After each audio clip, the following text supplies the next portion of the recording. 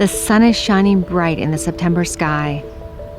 You step onto the sprawling university campus, and your heart beats faster with anticipation and a hint of nervousness.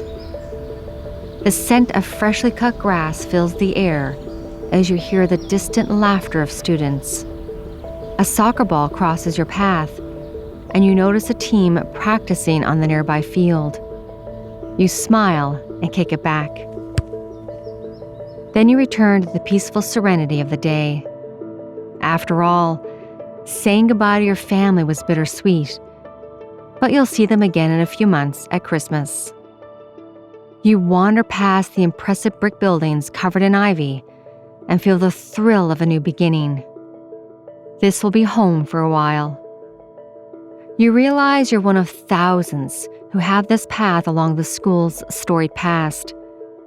Stepping into the quad, and you notice a building looming large in front of you. The calm you felt seconds ago disappears. You're sure you saw something really strange on the second floor balcony. Scared, you look again. Is that a person? Should you call for help? Adrenaline courses through your veins. You're sure you spotted what appears to be a nun. She locks eyes with you. Frantically, you look around for help, but you're all alone. You reach for your phone as a cool breeze sends a chill down your spine.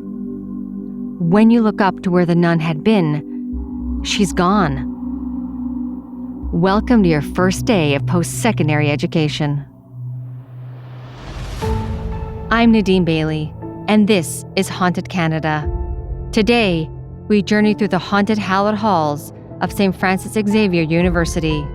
This is the tale of the Blue Nun.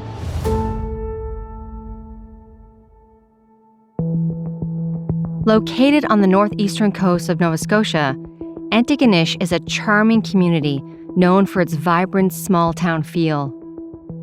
In the distance is the stunning natural beauty of the Cape Breton Highlands and the rolling hills of the St. Lawrence Valley. As the cool autumn air settles in, the town and surrounding landscape begins to change into a kaleidoscope. Forests of oak, maple, birch, and spruce trees transform into a vivid patchwork of colors. Bold reds, fiery oranges, and golden yellow flicker like flames against the crisp blue sky and blanket the hillsides and the edges of town. They create a rich tapestry that is especially mesmerizing on the campus of St. Francis Xavier University. The scent of fallen leaves permeates the streets that are often lined with pumpkins, hay bales, and seasonal decorations, giving it a cozy harvest time ambiance. The historic St. Ninian's Cathedral, with its towering spires, provides a beautiful contrast against the golden hues of the trees. Antigonish is located on the ancestral and unhedged territory of the Mi'kmaq people, and in the fall feels like a peaceful retreat into nature. The town also has the distinction of hosting the oldest continuous Highland Games outside of Scotland since 1863. It's a place where the beauty of the land is as much a part of the experience as the 5,000 people who call it home year-round. The population swells with students who make their pilgrimage to St. Francis Xavier University, or St. FX as it is affectionately known, every September. Its history goes back to the early 1800s in East Bay, Nova Scotia. From 1824 to 1829, the College of East Bay operated in the community before it moved to Arishat. It operated as a Roman Catholic educational institute until it moved to its current location in Antigonish in 1855 and became the St. Francis Xavier College until 1866, when it became a university. The campus is situated on a hill, offering sweeping views of the town, the harbor, and the surrounding countryside. It is an architectural New England-style gem with a blend of traditional and modern design. Many buildings were constructed from classic red brick, some dating back to when the university was first founded, which makes the campus feel timeless. The most iconic building is Xavier Hall. It's also the oldest on campus. The first wing of Xavier Hall was built in 1880 for $11,000 under the direction of Bishop John Cameron. The stately 2.5-story red brick building once housed the whole university. It contained a chapel, offices, living quarters, dining room, and kitchen for both faculty and students. On the roof of the building is a decorative square tower with an octagonal cupola, a small lantern-shaped structure typically placed above a central staircase to afford light and ventilation to the building below. It has a copper drum and cross above, making it a focal point on campus. From 1880 to 1887, the number of students enrolled at St. FX doubled. It became evident that the college required more room, and 2 additional wings were stretching north to south. It's a beautiful building that has become synonymous with St. FX, but it is not our final destination. Today, we are walking past Xavier Hall, past Mulrooney Hall, and on our way to Notre Dame Avenue, heading towards St. Ninius Cathedral. We are on our way to Mount St. Bernard. Mount St. Bernard comprises Camden, Marguerite, Gilmore, and Immaculate Halls. It is one of the most historic and outfitted residences on campus. Today, Gilmore Hall is the home of the university's music department. It's a hub for students with practice rooms and classrooms.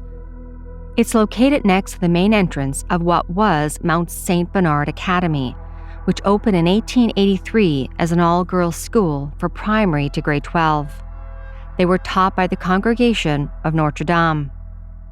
Founded in Montreal in 1658, in what was the colony of New France, now Canada, the congregation held an important role in education across the colony, and they supported women and girls by offering them roles outside the home. Because the nuns traveled long distances to reach their posts, the sisters were allowed to live a relatively uncloistered life. In 1894, Mount St. Bernard Academy was formally affiliated with St. Francis Xavier University as Mount St. Bernard College. 3 years later, it became the first coeducational Catholic university in North America to grant degrees to women.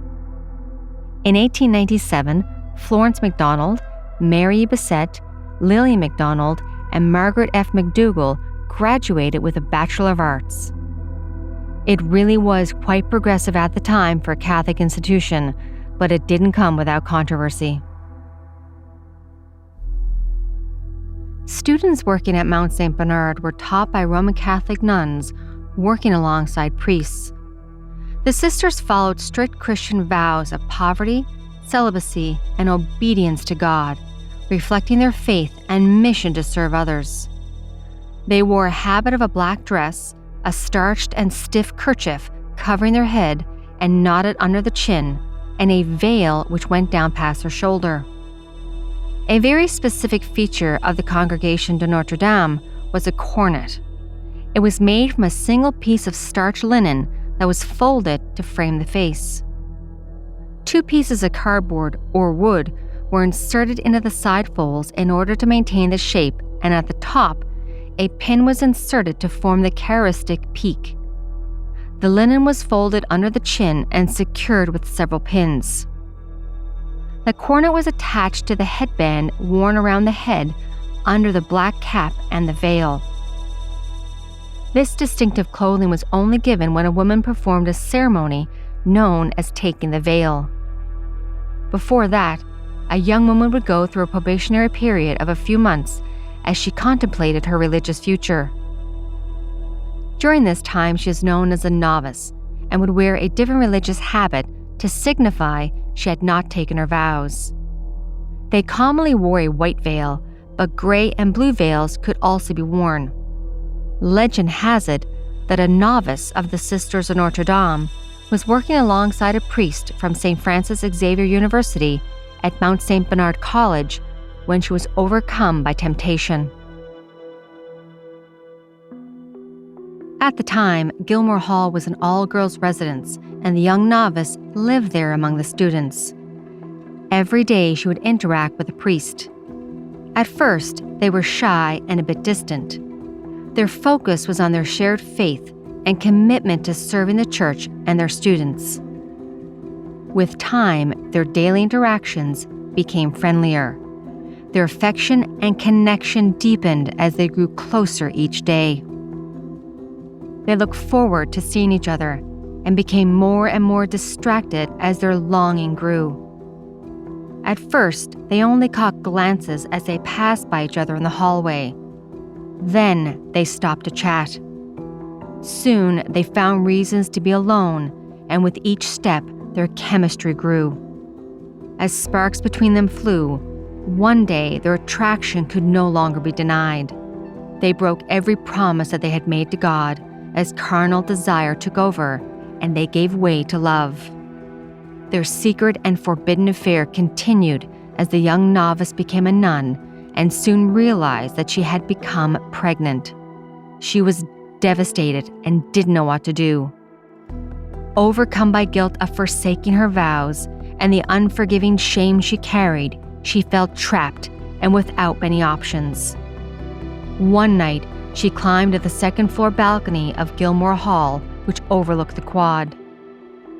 As tears streamed down her face, she thought of the love she had shared. She glanced down at her growing belly one last time and jumped. Upon the horrific and tragic discovery of what she had done, news spread across campus. When the priest found out what happened, he was overcome with sadness and guilt. He also carried the shame of breaking his vows, and now he had lost the woman he loved and his unborn child. Feeling like he didn't have much choice himself, he followed his beloved and took his own life as well. The death of the nun and priest shocked the small university community and became part of the university's lore, with each incoming class retelling the sad story. That's because ever since, bizarre and unnerving things began happening in Gilmore Hall.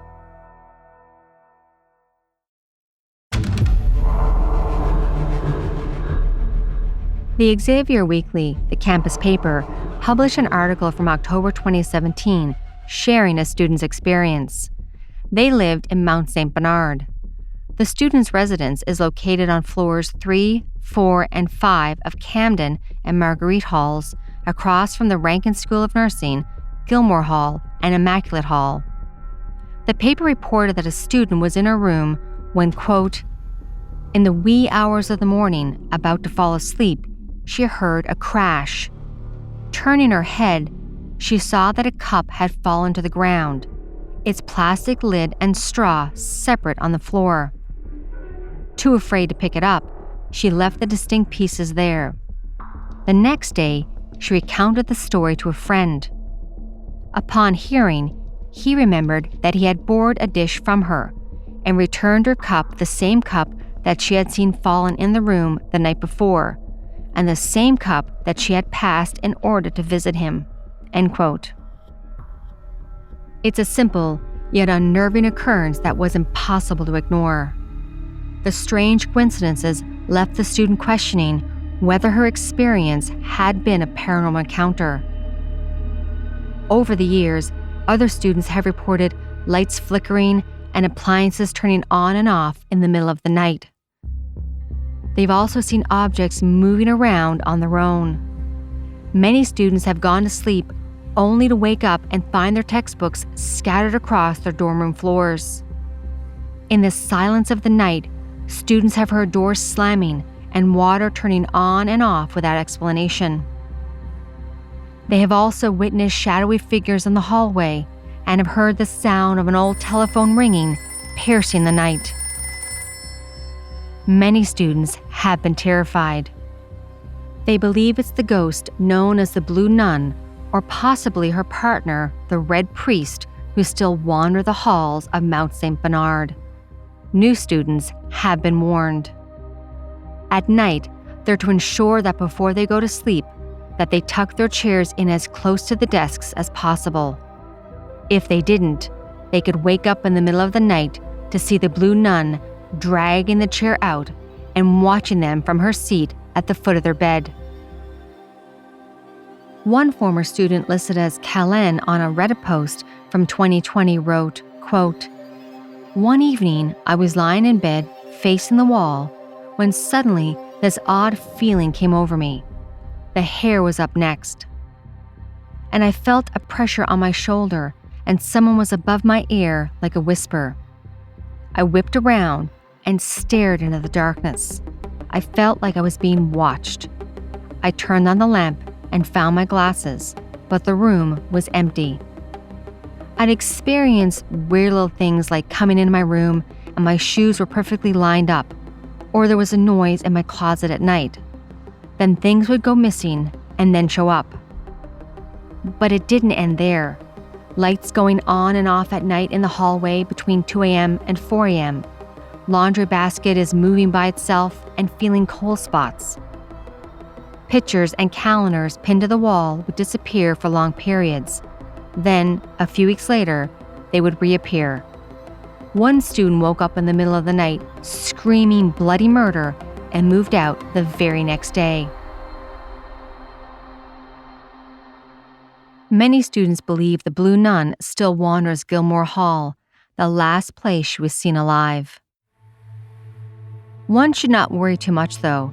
It is said that the Blue Nun is a protective spirit, only there to ensure the safety of the students at the school and residences.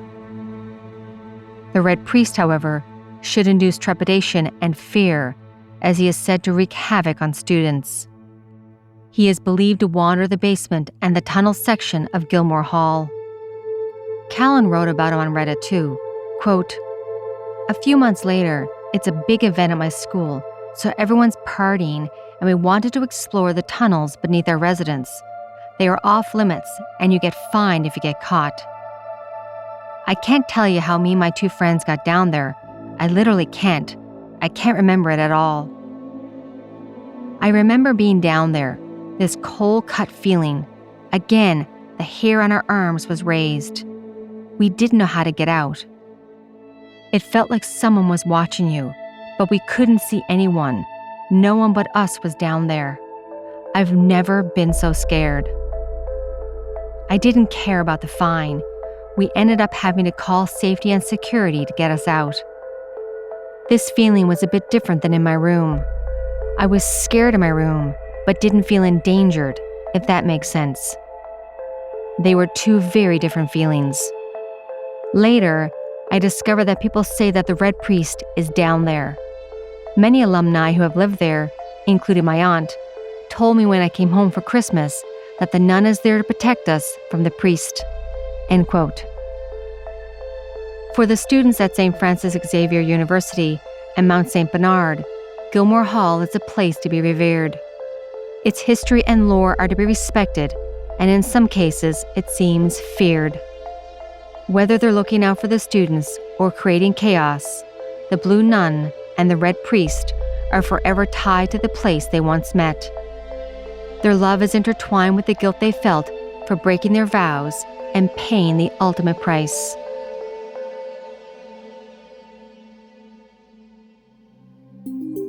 Thank you for joining me this week on our journey through the haunted Gilmore Hall at St. Francis Xavier University. Haunted Canada is sponsored by the Edmonton Ghost Tours. I will link it in the show notes. Haunted Canada is hosted and written by me, Nadine Bailey, with senior producer, Dila Vasquez. Production and sound design is by Rob Johnston, with help from Rosin Kufer. If you would like to support the podcast, please follow and share, and if you can give us a like and a 5-star written review, that's always appreciated. Also, you can follow me on our different social media platforms, or if you have a ghost story, haunting, or true crime that you would like for us to cover on this podcast, please email me through the website hauntedcanada.com. Thank you from all of us at Haunted Canada and Curious Cast. Have a good night, everyone, and stay haunted.